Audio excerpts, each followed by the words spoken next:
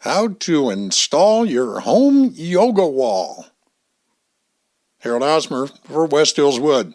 This is clearly another first for us, as we'd never even heard of a yoga wall. Here's a couple of pictures off the internet of people utilizing a yoga wall. It's a big deal in different studios across the country and looks pretty popular. You can hook your straps to it and different apparatus and perform various yoga poses and stretches and exercising. And if you want to put one into your spare room, as we did here, it works out great. We'll show you step by step how we did it, all of it, and what our results were. Different things you may want to look out for. Hey, it worked for us. And boy, Petra sure enjoys hers. She was on that thing as soon as we got it against the wall. So here we go. The place to start, we went to our local lumber place and we found a nice sheet, 4x8 pre-finished plywood.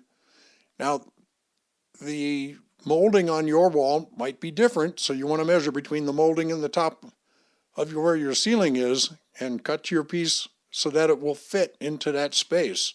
Ours happened to need to be cut off by about 4.5 inches in order to fit.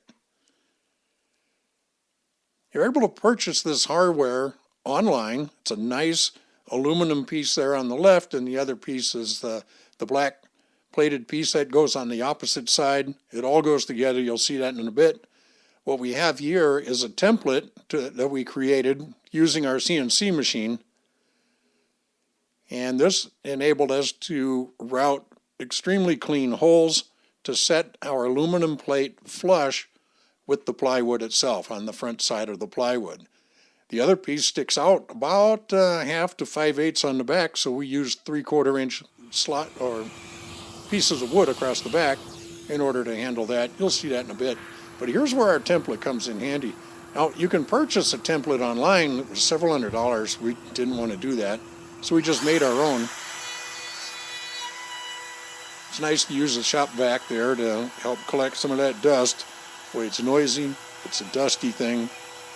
Pay it real close attention to your layout. You got to decide where you want to mount these things, because once you cut it, you're pretty much into it. And so we have a following bit in here, and we're able to do this. We just sped it up here for you. Well, that shop vac came in handy again. There are 2 holes to cut. Actually, 3 series of holes. You have the larger one for the big rectangle. You have an oval that goes for the backing plate. And then there are 4 screw holes. All the hardware goes through to tie everything together. As it happens, we were provided with 9 pieces of this hardware. And so that's what we laid out on our board. We used the lady herself. Petra came by and she said, I want them here, here, and here. And so that's what we did. Now, I went around on this and I did all of the rectangles first, because that's what I was looking at and concentrating on. And so that's where we are on that. And here you can see our 3 different types of holes. We have the larger one. Now, this is our faceplate looking at us. And so we fit flush against here. That oval in the center there is for the backing plate. And it goes together like this. Hardware all came with the kit that she bought online. And they had plastic washers, the plastic washers that go inside the nuts. I know what they're called. I just can't think of it right now. These things are also spring-loaded on these black pieces, so you got to pay attention to which end is up and how you want to orient your plywood too, because there's patterns in the plywood grain. So you got to pay attention to that. Let the lady decide. She'll tell you. It's going to be one end up or the other. Now, here's the back when we're done. And as we say, the orientation is important. Also, our lower 3, you have to rotate the aluminum mounting plates so that the smaller hole is to the upside, so you can do like curls and that sort of thing. Here you can see a little bit. On the left is the center plate. You see it's larger on the top, and the other hole is a little bit smaller. Wonder what those are for. Oh, apparatus. Goes in and it locks in place. Very nice hardware. Quite impressed with it.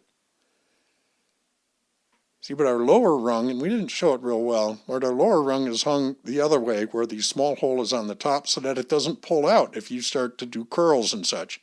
And so those are mounted that way across our bottom.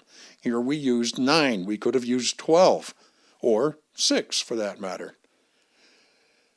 Well, how do you put it on the wall? Well, we decided to use 3 lengths of 3/4 inch plywood. And I made some spacer boards at the shop. I laid these out as to where I wanted them on the plywood itself.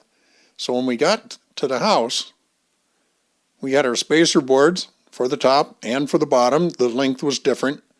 And we had the long board there on the right that we used to align everything. You match those up on the wall against the studs. So these are wide enough for 16 on center. And so we have 3 holes in there to mount them up against it.